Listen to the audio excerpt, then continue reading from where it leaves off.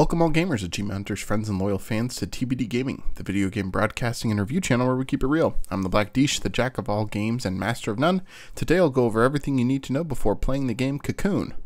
Cocoon was released September 29th, 2023 on PlayStation 4, PlayStation 5, Nintendo Switch, Xbox One, Xbox Series X and S, and PC for a price of $24.99. It was developed by Geometric Interactive and published by Annapurna Interactive. It's rated E for everyone with mild fantasy violence. This game is 2.16 gigabytes, so it's not extremely big. It's kind of a smaller one. There are 17 achievements for 1,000 gamer score, and How Long to Beat has this rated around 5.5 hours for completion time.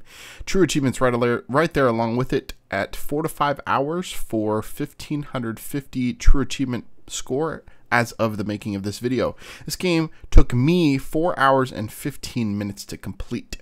Cocoon is a 3D puzzle platform adventure game. You play as a little beetle, traversing worlds within worlds on a very intricate adventure. The concept here is, it's pretty abstract, but the graphics and the gameplay give it really vibrant life. Not to mention the various creatures you encounter, and the movement overall it's masterfully done. I really enjoyed this game.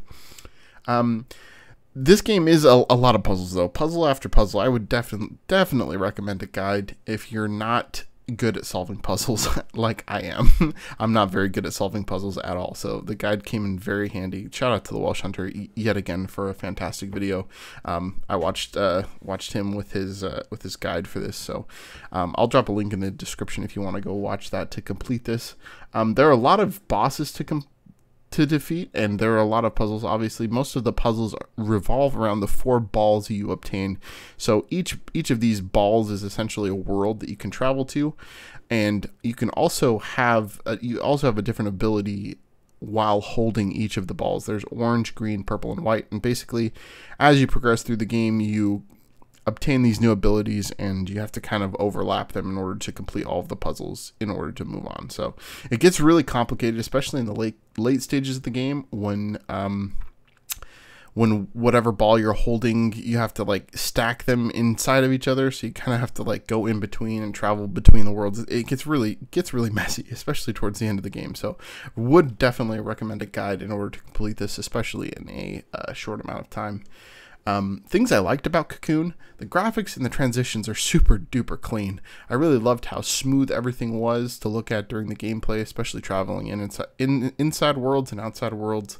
I also thought the puzzles were really intuitive. Yeah, sometimes they could be difficult to solve, but most of the time it's just a matter of interacting with the environment until the solution was found. Some of the puzzles, you just had to look for symbols and hit them in a certain order. Some of the puzzles were time-based. It's a 5-hour completion with a guide. You know, that's another thing I really liked about this game. It's pretty simple to run through in an afternoon or a weekend, just depending on how much time you have. And this is a small thing as well, but I really liked the doors in this game.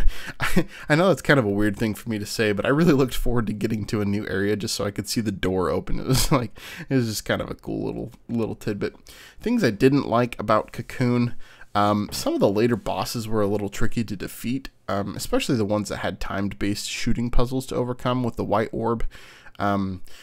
It's not impossible, but it's definitely not a first-time success if you're an average gamer like me. I definitely took a few attempts to get through some of those puzzles, but like I said, it's still, I still finished in about 4 hours and 15 minutes, so it's not impossible if if you're not skilled.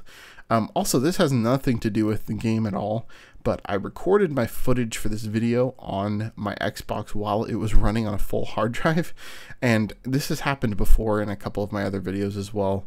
But the footage is kind of semi-corrupted, so anytime there's fast movement in the video, it gets kind of grainy, but that is not how I promise that's not what the game looks like. It's actually really crispy and really nice looking.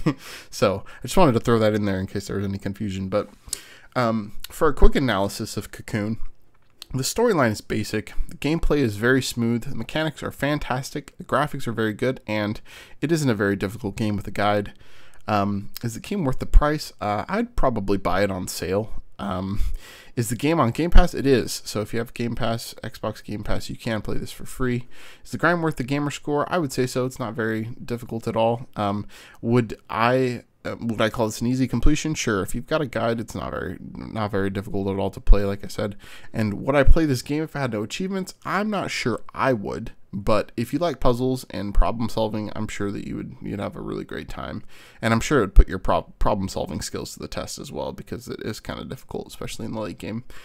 TBD score for Cocoon is going to be 6.74 out of 10. So if you enjoyed this video, please do like and subscribe as always. And if you'd like to see more content by me, I stream regularly on Twitch.